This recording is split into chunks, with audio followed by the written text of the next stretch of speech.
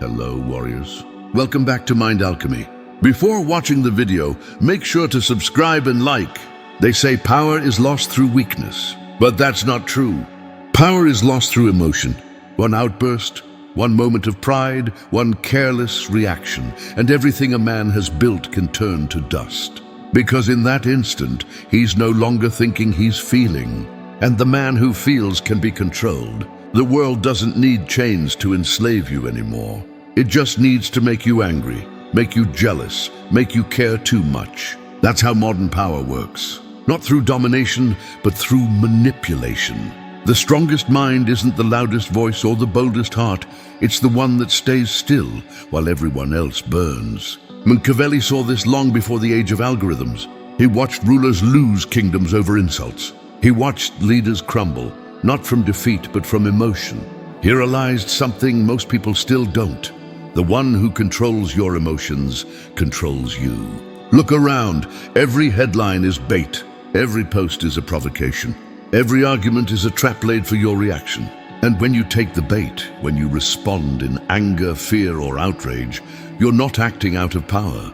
You're performing your own obedience. That's the invisible leash of the modern age. Not censorship, not violence, emotion. So the question is no longer who's in control. The question is who controls how you feel.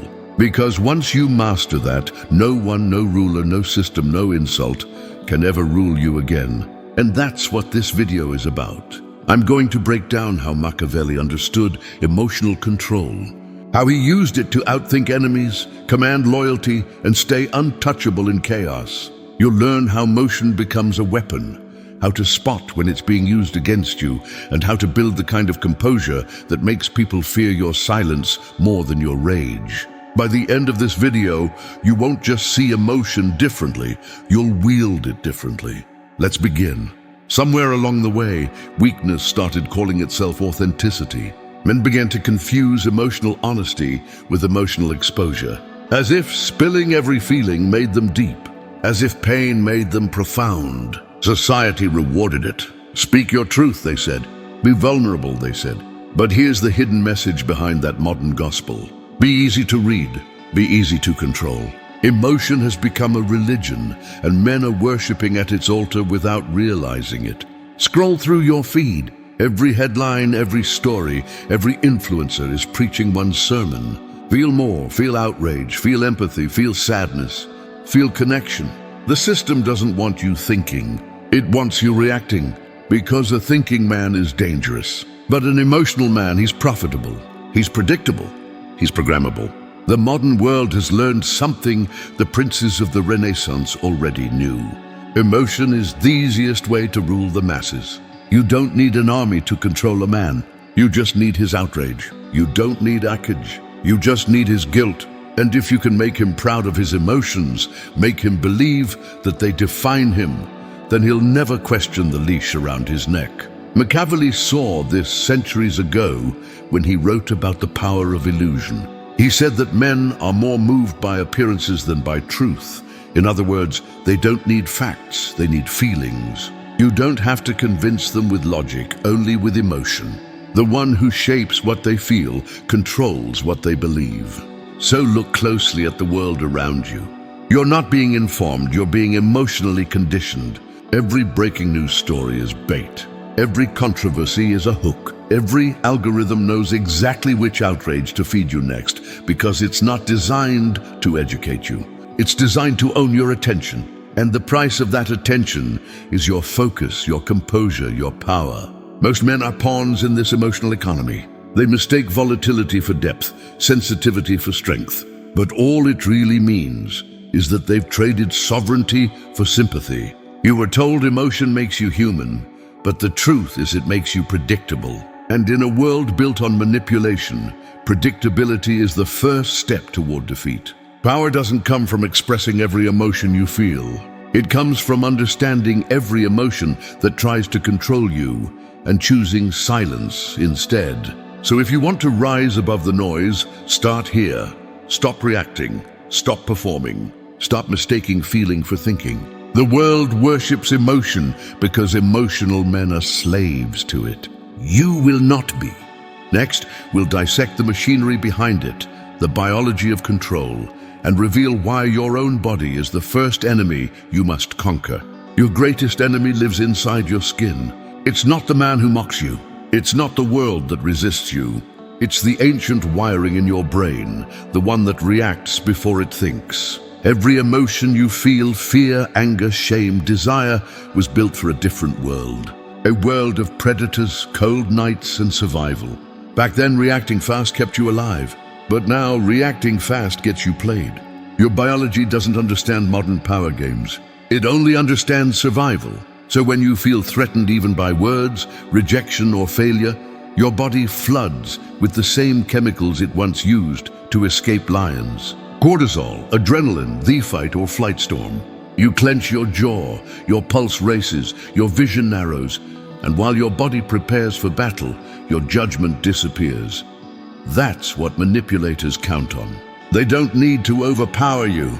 They just need to make you emotional. Trigger the right hormone cocktail and you'll destroy yourself for them. You'll say something reckless, reveal something personal, sign a deal you shouldn't, apologize when you weren't wrong. Every master manipulator knows this. Control the emotion, control the man. Machiavelli warned rulers about this exact thing. Who said, "A man who cannot master his nature will be mastered by it." He understood that the battlefield isn't outside, it's internal. If your biology dictates your behavior, you're not a strategist, you're a puppet. Think about how emotion hijacks power. Fear makes you hesitate, anger makes you impulsive, love makes you blind, guilt makes you obedient, and pride makes you careless. Every emotion is a string, waiting for someone smarter to pull. That's why coldness isn't cruelty, it's calibration. It's the art of pausing between impulse and action. It's saying, "I feel this," and then asking, "Who benefits if I show it?" That question alone separates the ruler from the ruled. Psychologists now confirm what Machiavelli already practiced. The human mind has two systems. One is fast, emotional, reactive, the animal. The other is slow, rational, calculating, the strategist. Most people live and die in the first. But the ones who rise, the rulers, the tacticians, the kings, they operate from the second. They know emotion will always knock on the door, but they never let it drive the carriage. Here's the secret. Emotion is energy, but raw energy without direction becomes chaos. You can't erase your instincts. You must weaponize them. Anger becomes discipline. Fear becomes alertness. Desire becomes drive. Every emotion has a higher form.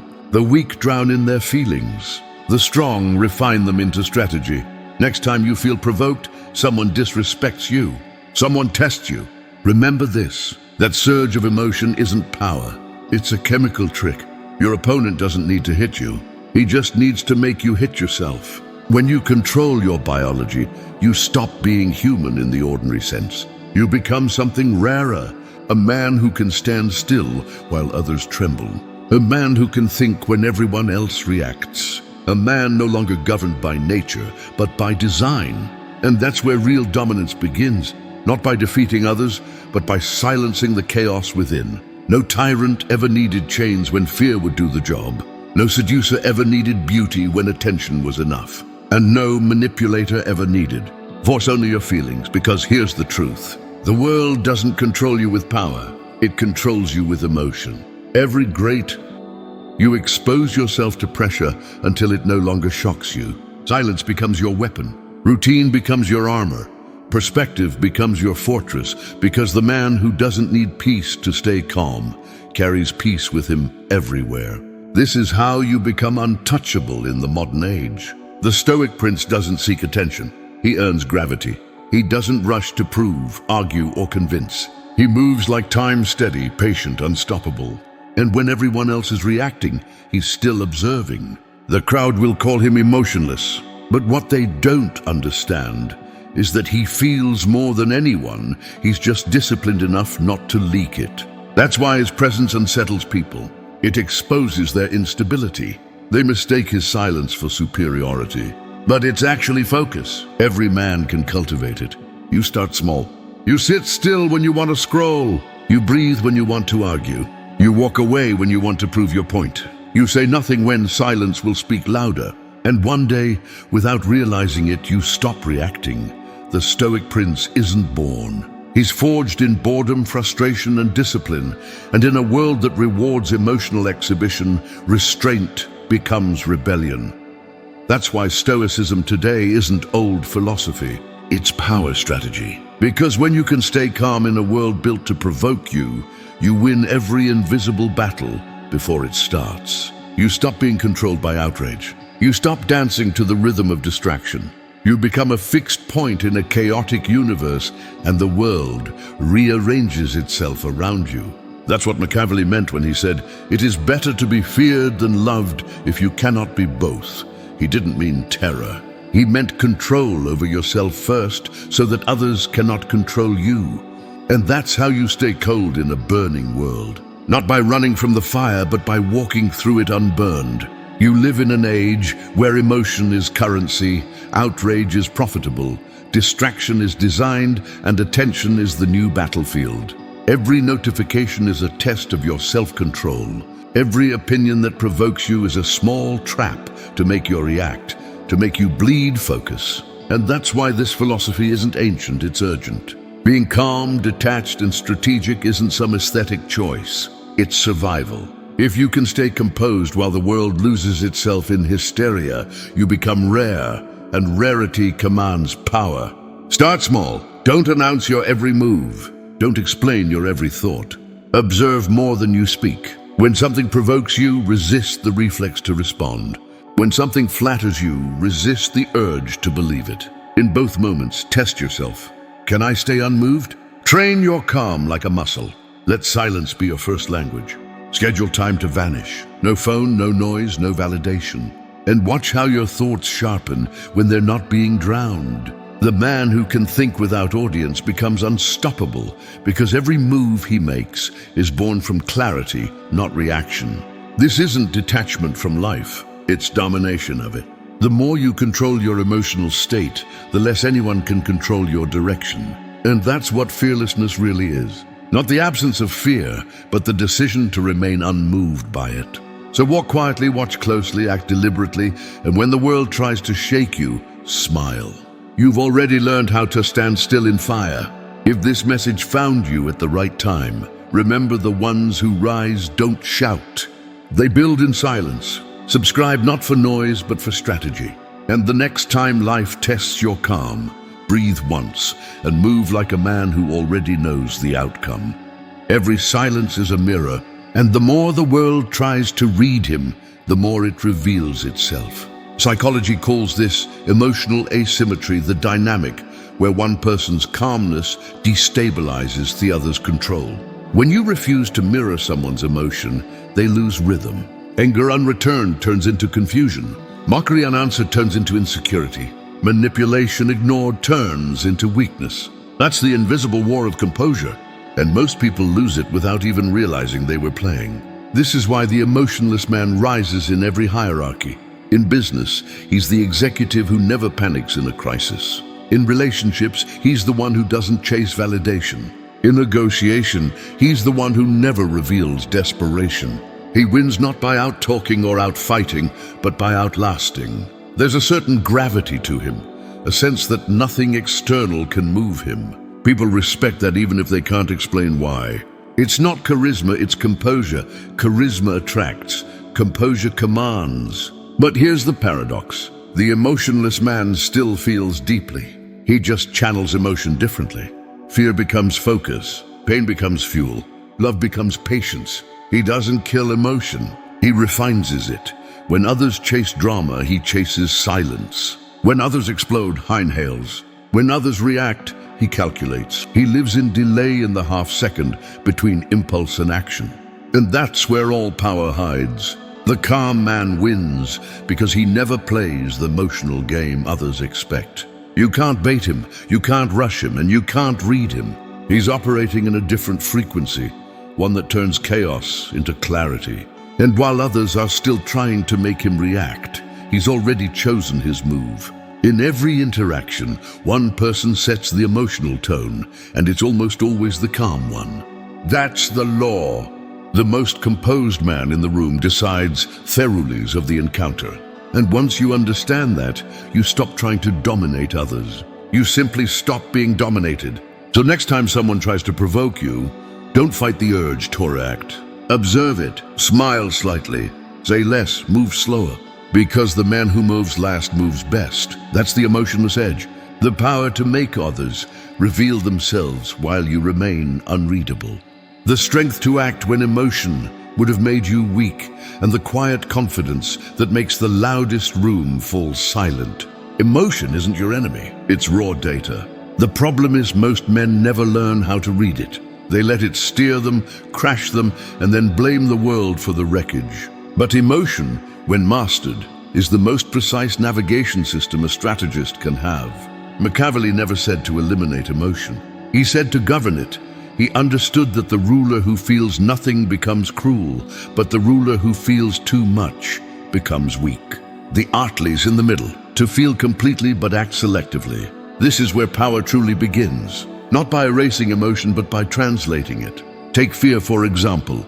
Most men freeze in it. They imagine all that can go wrong, and that imagination becomes their prison. But to strategist, fear is reconnaissance. It reveals where your weaknesses are. It shows you what you value most. When you sit with fear without running, it turns into clarity. You begin to see what must be fortified, what must be faced, and what must be abandoned.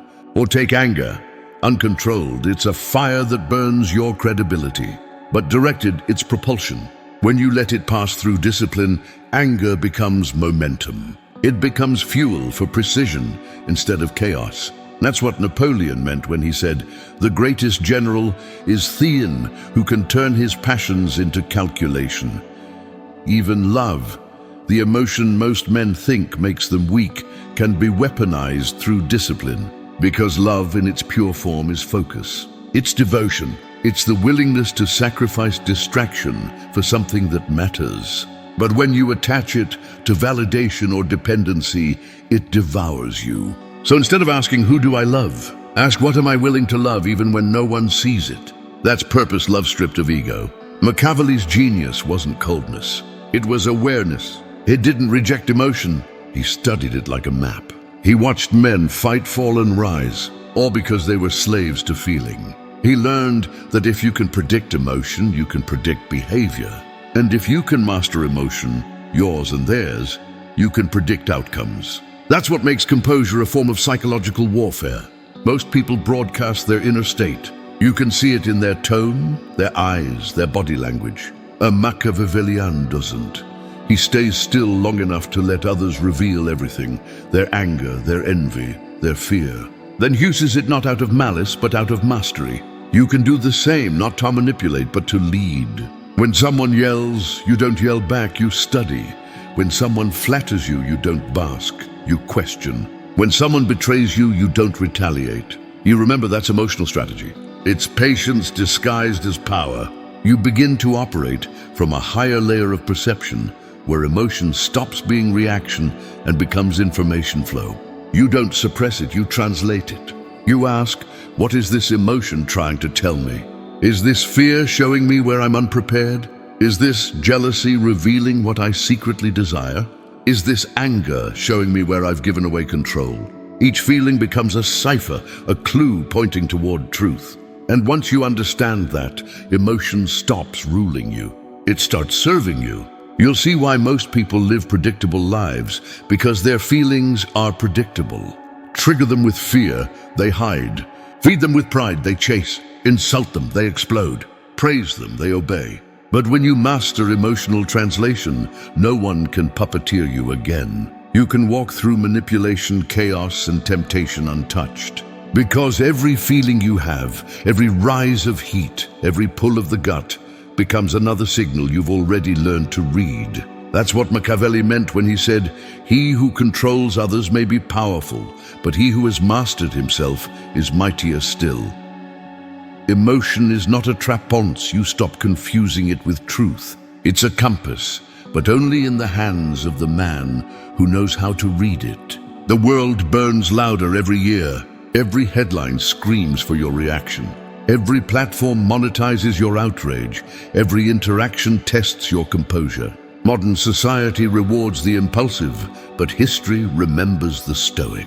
To stay cold in a burning world is not apathy, it's mastery. It's the ability to remain unmoved while everyone else is enslaved by noise. And that is where true power lives, not in dominance, but in discipline. Machiavelli understood this before it was fashionable to talk about self-control. He wrote during an age of blood, betrayal, and shifting loyalties, where one wrong emotion could get you killed. A prince who reacted from anger would wage the wrong war. A prince who acted from guilt would trust the wrong ally. So he learned to feel everything and show nothing.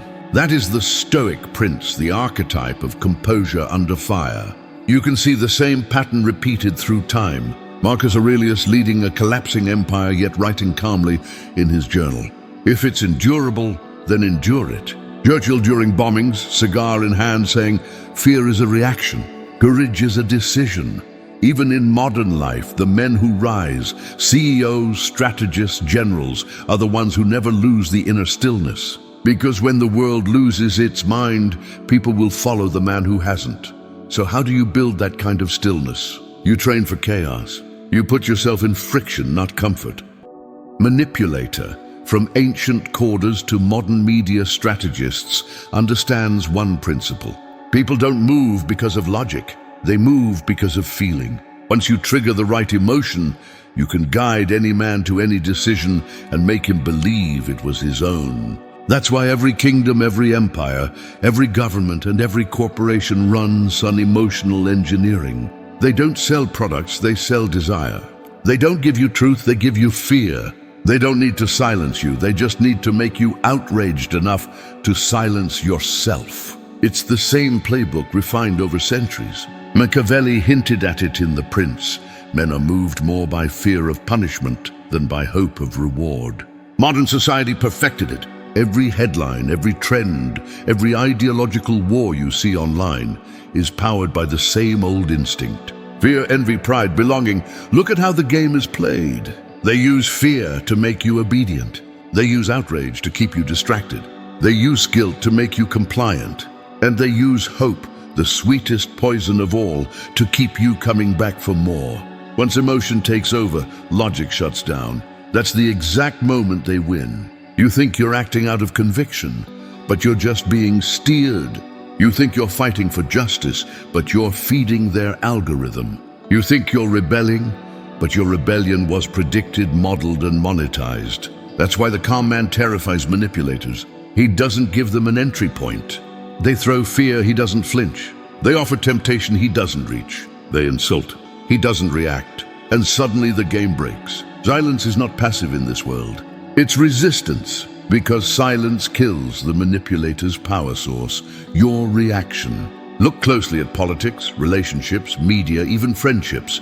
The patterns are the same. Every manipulator studies the same target, your emotional trigger map. What makes you feel small? What makes you feel seen? What makes you angry enough to forget reason? And once they find it, they don't need to argue with you anymore. They just need to press the right button. That's why detachment isn't apathy, it's armor. It doesn't mean you stop caring. It means you stop bleeding every time someone pokes your ego. The manipulator's greatest fear isn't exposure. It's indifference. Because when you no longer respond, you're no longer controlled. When you stop reacting, they lose access to your mind. You can't out-talk a manipulator. You can't out-feel them. They live in that battlefield. But you can outweight them, outwatch them, outsilence them. Emotion is their language. Composure is your weapon. When you learn to speak less, pause longer, and act only with intention, the manipulators fade because their power depends on your participation. They will call you cold. They will call you distant. They will say you've changed. And they'll be right. Because the moment you stop reacting to their world, you begin to build your own. Detachment isn't born, it's built. It's not a switch you flip. It's a muscle you forge through repetition, restraint, and silence. Most men try to be calm only when the storm hits. That's why they fail. The time to train detachment isn't in chaos. It's in peace. You practice when no one's testing you, so that when they do, you don't flinch. Here's the truth most people don't want to face. You can't destroy emotion. You can only reprogram your response to it. Emotion itself is neutral. It's information. It's a signal from the body saying something matters. The mistake is believing that because something matters, you must react. Detachment breaks that link. It creates the space between stimulus and response. And in that space, a man becomes dangerous. Machiavelli would call this the art of governance, because every man is his own kingdom, and the first rebellion to crush is inside yourself. He wrote that a ruler must learn how not to be good, meaning he must learn to act against his instincts when reason demands it. That's detachment, the ability to act not from emotion but from calculation. So how do you train it? Start with observation.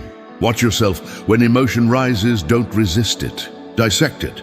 When anger hits, ask, what exactly am I protecting? When fear comes, ask, what story am I telling myself about loss? When pride burns, ask, what weakness did it expose? Every time you question an emotion, it weakens its grip. You've pulled it from the body into the mind, from impulse into awareness. Then comes restraint. Every emotion wants an outlet, a word, a gesture, an action. Deny it once, then again, then again. You'll feel the tension in your chest. That's the old self dying. The silence that follows, that's control being born. It's not easy. The modern man is addicted to expression. He tweets his rage, posts his sadness, texts his desire.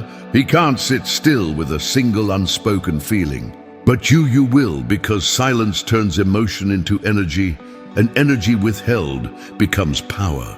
Next comes distance, not emotional numbness perspective.